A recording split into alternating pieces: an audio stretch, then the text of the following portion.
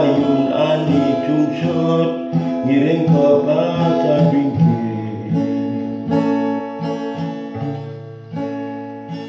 Tapi makin jadi kayune ring deriki sami kesedihan.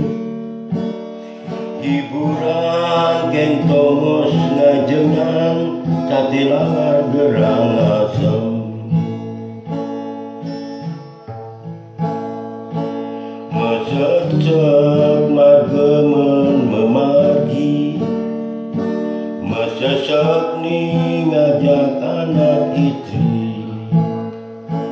Dan becikang ipun dagang kopi, tanjeni titiang ngopi.